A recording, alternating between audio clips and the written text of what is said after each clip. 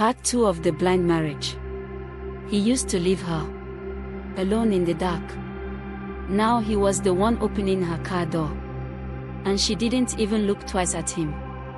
I never thought I'd see it happen. Idris, yes, that same Idris who threw Amina away like she was nothing, was now working for her. Let me tell you how it got there. After Amina left the village, she struggled in the city at first. She stayed with her younger sister in one small room. Some nights they didn't even eat well. But Amina never complained. She just kept sewing.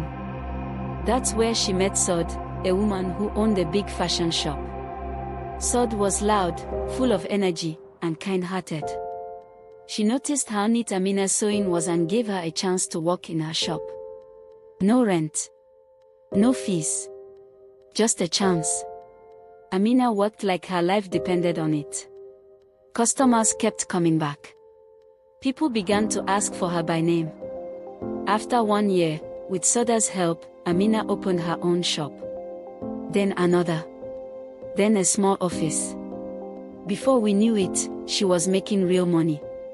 Her business grew fast. She was even invited to speak at women's events. She trained girls who had no skills. She gave people jobs. Amina had become Madam Amina. Back in the village, things were falling apart for Idris. His second wife, the one he brought in when Amina lost her sight, became sick. Very sick. People said it was a liver. Others said it was something spiritual. Whatever it was, she died.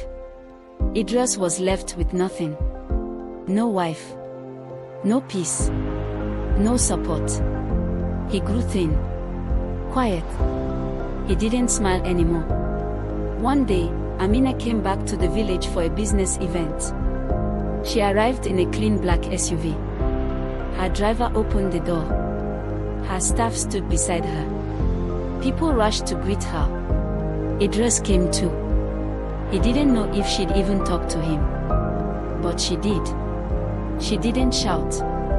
Didn't cry. She just looked at him and said, "It's been a long time." He nodded. His eyes were red. Later that evening, he came to her. He knelt down, right there in front of her shop, and said, "Amina, I messed up. I was wrong. Please. I just want to start again. Not as your husband. Just as a man who needs help." Amina was quiet for a while. Then she stood up, walked to her car, opened the door and said, "You can start on Monday. You drive me." That was it. So, Idris became her personal driver. He showed up early. Opened the door. Carried her bags. Drove her from city to city. He didn't act proud anymore. He was careful, respectful, and quiet. Over time, they got closer. They talked in the car. He made her laugh sometimes. He protected her from people who tried to take advantage. And slowly, people started to whisper again. Maybe she'll take him back. Even I thought maybe they would fix things. One evening, Idris asked her. Just the two of them in the car, coming back from a long trip. He said, "Amina, I see you now. Everything I didn't see before. I see it now. If there's still space in your heart, I'd like to try again." Amina didn't shout. She didn't laugh either. She looked at him for a long moment and said, "Idris, I'm not angry anymore. But the woman who loved you, she's gone. I've changed. I've healed.